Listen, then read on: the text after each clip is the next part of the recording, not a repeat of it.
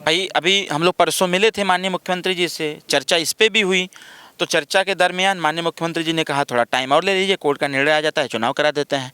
अगर चुनाव न होने की स्थिति आई तब फिर इसमें देखा जाएगा। कार्यकाल तो हमको लगता है कि नहीं बढ़ेगा, क्योंकि कोरोना काल में भी कार्यकाल नहीं बढ़े थे। तो हो सकता है प्रशासक नियुक्त करके जिला पंचायत को चलाया जाएगा।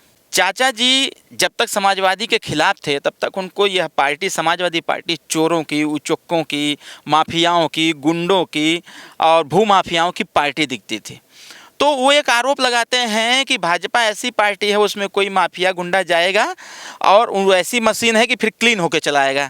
अब मैं यह पूछना चाहता हूं कि समाजवादी पार्टी वो कौन सी मशीन है कि जिसमें शिवपाल चाचा गए और जब गए तो यह कह के गए कि चोरों की, उचक्कों की, लुटेरों की पार्टी है, और फिर वहां जाके कह रहे हैं कि नहीं एवरीथिंग इज़ ओके।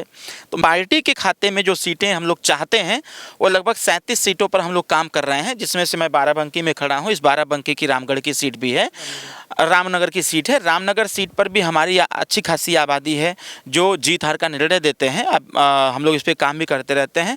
तो इस प्रकार से पूर्वांचल में लगभग 37 सीटें, उसी 37 सीटों में से हमारा प्रयास होगा कि हमारा एनडीए गठबंधन शीर्ष नेतृत्व जो हमको सीट दे देगी उस सीट पर हम लोग चुनाव लड़ने का काम करेंगे। हाँ, आजमगढ़ जनपद मैं पहले बताया कि गढ़ जो माना जाता था, तो वहाँ आज समाजवादी का गढ़ नहीं है, वहाँ मतदाताओं का गढ़ है और मतदाता विचारधारा से प्रभावित।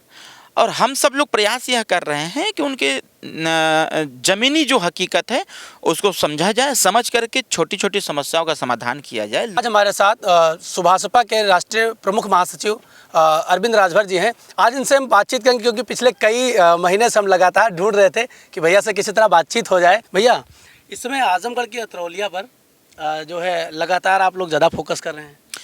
देखिए, अतरौलिया एक केंद्र बिंदु है, क्योंकि अतरौलिया जनपद आजमगढ़ से आता है और आजमगढ़ की 10 विधानसभा सीटें हैं। और विपक्ष को यह अभिमान है कि वो 10 सीटें जो है सदैव समाजवादी पार्टी के पास रही है। पार्टियों ने प्रयास तो किया उसको ब्रेक करने का, लेकिन हो नहीं पाया। पिछले चुनाव में हम सब लोग समाजवादी पार्टी के साथ थे, इसके वजह से 10 की 10 सीट जीत लिया उन्होंने। लेकिन इस बार का हमारा प्रयास है कि इसकी शुरुआत हम अतरौलिया से करेंगे और 10 विधानसभा जो सीटें आजमगढ़ की हैं उसमें से मैक्सिमम सीट जीत करके इस बार एनडीए के पक्ष में दिया जाएगा। इसीलिए हम लोग वहाँ डाउन टू अर्थ काम कर रहे हैं, ज़मीनी स्तर पर काम कर रहे हैं। और सिर्फ काम ही, संगठन का ही काम नहीं, क्षेत्र की उन तमाम समस्याओं का समाधान भी हो रहा है जिन समस्याओं को समाजवादी पार्टी सरकार में निरंतर उन समस्याओं को अनदेखा किया गया। आपको जानकारी होगी कि अभी अतरौलिया विधानसभा के 2 ऐसे रास्ते थे जिससे लगभग 150 से ज़्यादा गांव परेशान था।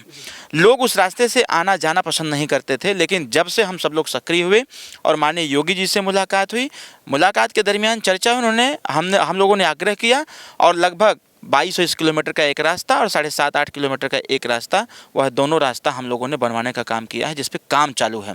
तो क्षेत्र की जनता आज के समय में यह प्रयास करती है कि नेता वैसा हो जो ज़मीन से जुड़ा हुआ हो और ज़मीन पर कार्य करता हो, ज़मीन की हकीकत को जानता और समझता हो। इसके लिए अतरौलिया पर हम लोगों ने फोकस किया है और अतरौलिया सीट को लेकर के वर्तमान राजनीतिक माहौल गर्म भी है। सपा का गढ़ माना जाता है अतरौलिया। देखिए, आजमगढ़ जनपद, हाँ, आजमगढ़ जनपद मैं पहले बताया कि गढ़ जो माना जाता था, तो वहाँ आज समाजवादी का गढ़ नहीं है, वहाँ मतदाताओं का गढ़ है और मतदाता विचारधारा से प्रभावित। और हम सब लोग प्रयास यह कर रहे हैं कि उनके ज़मीनी जो हकीकत है उसको समझा जाए, समझ करके छोटी छोटी समस्याओं का समाधान किया जाए। लोकतंत्र है, लोकतंत्र में जनता की वोट सबसे ताकतवर होता है और जनता जिसको चाहेगी उसको। संजय निषाद भी उसी सीट पर अपना दावा कर रहे हैं, जबकि आपकी पारंपरिक सीट जो है जहूराबाद थी। स्वाभाविक तौर पर है, पारंपरिक सीट तो जहूराबाद थी नहीं, है भी। और हम सबका प्रयास भी है, क्योंकि संगठन हम देखते हैं और हमारी कोर कमेटी है जो निर्णय लेती है टिकट का और सीट का। तो माननीय राष्ट्रीय अध्यक्ष जी की सीट का निर्णय हम लोग लेंगे। माननीय राष्ट्रीय अध्यक्ष जी का यह विचार है कि अतरौलिया सीट पर हम चुनाव लड़ें, तो वो तो बात की बात है। लेकिन हाँ, हम सब लोग निरंतर काम जो करते हैं वो काम बस इस एवज में करते हैं कि उत्तर प्रदेश का पूर्वांचल जो सुभाषपा का गढ़ माना जाता है और पूर्वांचल में हम जिसके साथ रहे हैं उनको हम सर्वाधिक सीट देने का काम किए हैं। 2017 में हम भाजपा के साथ थे, पूर्वांचल से सर्वाधिक सीट भाजपा को दिए। 2022 में समाजवादी के साथ थे, समाजवादी को ज़्यादा सीट दिए, भाजपा के साथ हैं, यह मैं कह सकता हूँ। फिर एक बार प्रचंड बहुमत भाजपा के 2027 के विधानसभा चुनाव में आएगी। कितनी 27 में कितनी सीटें मांग रहे हैं आप? प्रयास तो हम लोगों का है, हालांकि हम लोग लगभग 83 सीट ट्रांसफ़र करने की हैसियत में हमेशा रहते हैं। 83 सीट पर हमारा जो वोट है वो वोट जिताने हराने का निर्णय लेता और देता है। 83 सीट पर हम काम कर रहे हैं, लेकिन पार्टी के खाते में जो सीटें हम लोग चाहते हैं वो लगभग 37 सीटों पर हम लोग काम कर रहे हैं, जिसमें से मैं बाराबंकी में खड़ा हूँ। इस बाराबंकी की रामगढ़ की सीट भी है, रामनगर की सीट है। रामनगर सीट पर भी हमारी अच्छी खासी आबादी है जो जीत हार का निर्णय देते हैं। अब हम लोग इस पर काम भी करते रहते हैं। तो इस प्रकार से पूर्वांचल में लगभग 37 सीटें, उसी 37 सीटों में से हमारा प्रयास होगा कि हमारा एनडीए गठबंधन शीर्ष नेतृत्व जो हमको सीट दे देगी उस सीट पर हम लोग चुनाव लड़ने का काम करेंगे। अभी थोड़ी देर पहले आपने चाचा जी का एक वीडियो अपलोड किया है, क्या उद्देश्य है? देखिए, वो कहते हैं ना कि सच्चाई को सच्चाई से कहना बगावत नहीं है। शिवपाल चाचा जी यही बात अभी जब समाजवादी में शामिल हुए तो वो बार बार माननीय नेताजी के लिए कहते हैं कि वो छोटे आदमी है, छोटे आदमी है। उनको यह पता नहीं है कि छोटे छोटे मतदाता ही देश की नींव हैं और देश की लोकतंत्र को मजबूत करने का काम करते हैं। चाचा जी जब तक समाजवादी के खिलाफ थे तब तक उनको यह पार्टी, समाजवादी पार्टी, चोरों की, उचक्कों की, माफियाओं की, गुंडों की और भूमाफियाओं की पार्टी दिखती थी। तो वो एक आरोप लगाते हैं कि भाजपा ऐसी पार्टी है उसमें कोई माफिया गुंडा जाएगा और वो ऐसी मशीन है कि फिर क्लीन होके चलाएगा। अब मैं यह पूछना चाहता हूं कि समाजवादी पार्टी वो कौन सी मशीन है कि जिसमें शिवपाल चाचा गए और जब गए तो यह कह के गए कि चोरों की, उचक्कों की, लुटेरों की पार्टी है और फिर वहां जाके कह रहे हैं कि नहीं एवरीथिंग इज़ ओके। तो मेरा यह मानना है कि प्रदेश यह देखे, आज जो समाजवादी पार्टी से नेतृत्व अखिलेश यादव जी द्वारा जो माननीय नेताजी को चक्रव्यूह बना करके घेरने का प्रयास किया जा रहा है, तो माननीय अखिलेश यादव जी को समझना चाहिए कि माननीय नेता श्री ओम प्रकाश राजभर जी के होनहार बेटे भी हैं और हमारे जैसे सुहेलदेव भारतीय समाज पार्टी में लाखों कार्यकर्ता हैं। अखिलेश यादव के चक्रव्यूह से में ओम प्रकाश राजभर जी फंसने वाले नहीं हैं। क्यों? क्योंकि माननीय ओम प्रकाश राजभर निरंतर गाँव, गरीब, पिछड़े, दलित, अल्पसंख्यक और सामान्य वर्ग के जो गरीब परिवार के लोग हैं उनके हितों की रक्षा की बात करते हैं, उनके अधिकारों की बात करते हैं, नौजवानों की शिक्षा की बात करते हैं, महिला आरक्षण की बात करते हैं, महिला सुरक्षा की बात करते हैं, बच्चों को अच्छी शिक्षा की बात करते हैं, संविधान का पठन पाठन प्राथमिक विद्यालय से हो इसकी मांग करते हैं।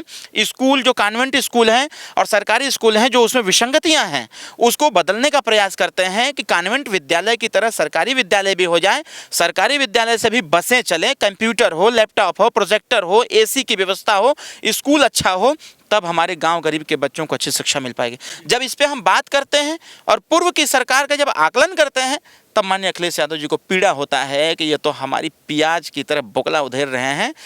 तो इसलिए ओम प्रकाश राजभर को घेरना चाहिए और माननीय नेताजी पर तमाम अनर्गल बयान माननीय अखिलेश यादव जी की तरफ से आ रहा है जिसका कोई प्रभाव नहीं पड़ने वाला। लास्ट सवाल है, बाबूजी भी कहते हैं चुनाव समय पर होगा, अब कोर्ट का मामला आ गया, आप बता दीजिए आखिरी में क्या होना है पंचायत चुनाव को लेकर? होई है वह जवन राम रचि राखा कब तक होई है वह जवन राम रचि राखा। ये सब प्राकृतिक है, जो होना है वो अपने समय पर होना है। कुल मिला जुला करके मामला कोर्ट में है, कोर्ट का निर्णय जैसे ही आएगा सब कुछ स्टैंड बाय पर है। जैसे ही कोर्ट का निर्णय आएगा चुनाव की घोषणा हो जाएगी। जो कार्यकाल बढ़ाने के लिए योगी जी से भाई अभी हम लोग परसों मिले थे माननीय मुख्यमंत्री जी से, चर्चा इस पे भी हुई।